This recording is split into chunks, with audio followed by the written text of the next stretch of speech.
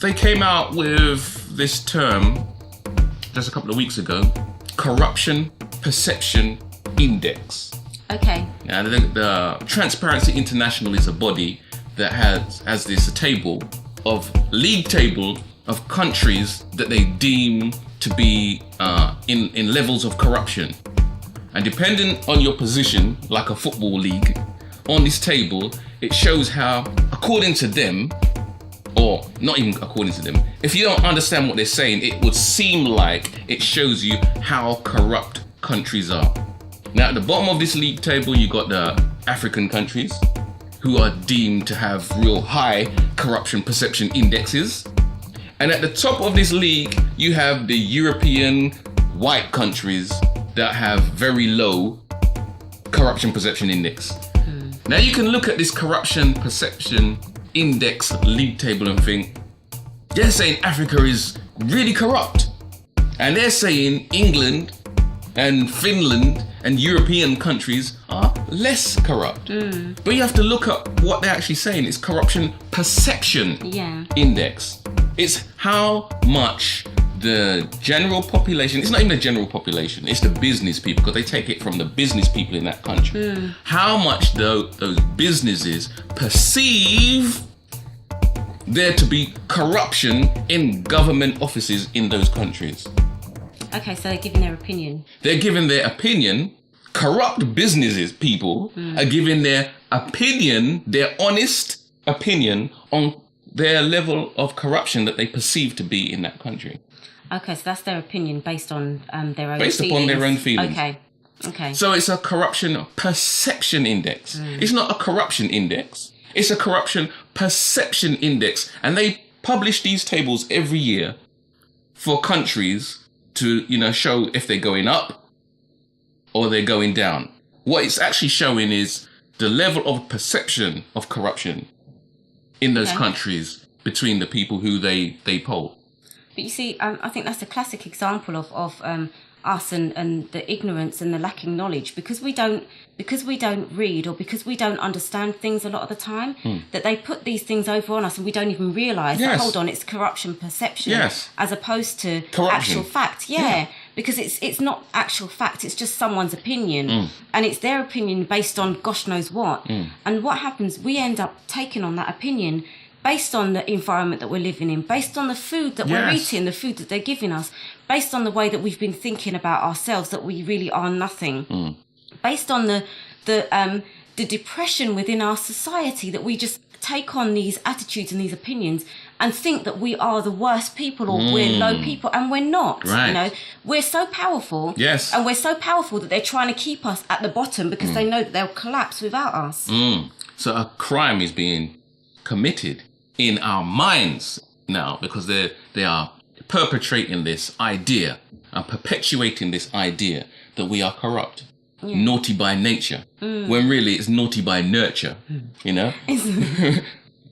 Sure, it's like the injections, they every single year, brothers and sisters, what happens is they circulate like little warnings about measles, mumps or rubella or chickenpox and little viruses that are going around, because people haven't been taking up the injections. So the vaccinations have gone down to like 76%. They should be at 95%. That's what they're saying, in order for there not to be any illnesses or diseases coming round. So what they're going around saying is that they end up just putting a couple of cases out in the media to frighten people in order for them to go on and get the injections.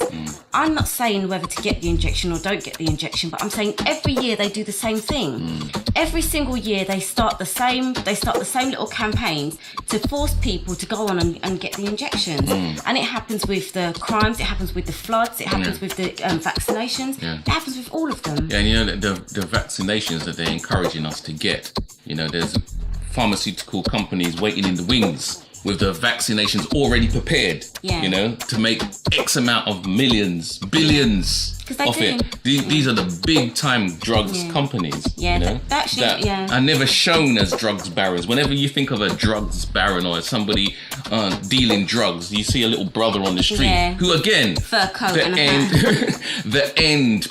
end user, the end delivery system is shown to be the one who is perpetrating that drugs crime. When we don't own no facilities to make these drugs. We don't own no poppy fields to produce these. We don't own no shipping companies, airplane companies to transport these, to process these.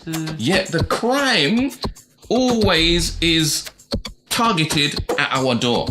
And even more so, we're not the ones who get the bonuses from the amount of injections that they give, or from all of the drugs that they hand out. If they hand out a specific quota, then they get a bonus of X amount of thousands of pounds. So every time that they're doing their job, or they're being seen to do their job, they get bonuses and they get a lot more money from it. We don't get them. We don't get any of that. Okay, all praise is due to Allah. We've reached where we need to be for this first part of the trilogy. Crime. By Allah's grace and mercy, next week we'll look at scene and investigation. I got a little closing comment here. I'm going to ask you to comment as well if you are able, sister. And my sister's always got some wonderful closing comments. But just to round off this first part of the trilogy, okay, the black community is perceived to be very corrupt. The black male, the black female, we are perceived in that way. We have been shown in that way, and the media consistently portrays us in that way. We are perceived to be steeped in petty crime. The black woman is seen as a sexually promiscuous being, which is a spiritual crime. But these all mask the root crime. The root of the crime, which is perpetuated by those who are other than self. There is a saying, if you can't do the time, don't do the crime.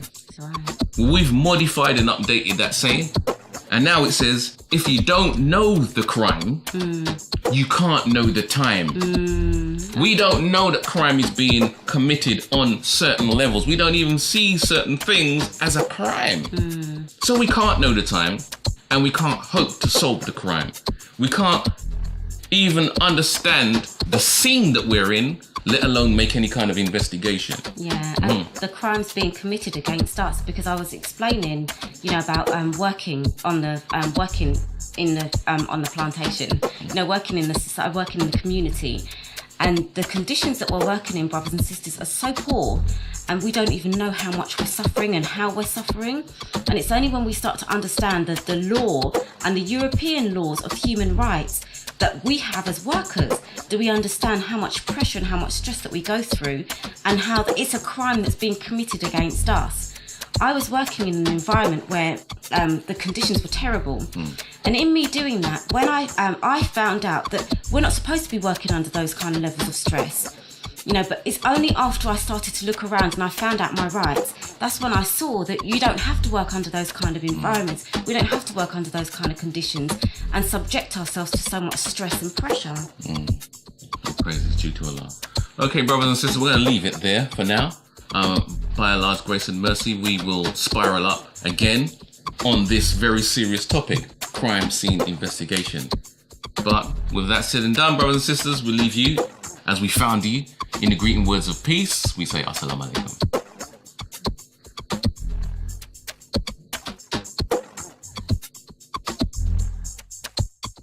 And we're clear at long last. I am baking. You are baking. I'm hot. We are being baked in truth. I'm not sweaty. I'm just hot. You're just hot. I'm just very hot. Hotty Jan Jan. Joseph asked if we were going to sing a song for him. Are we going to sing a song for him? Are you going to do a little message? Oh yeah. Message to the black boy. Yeah.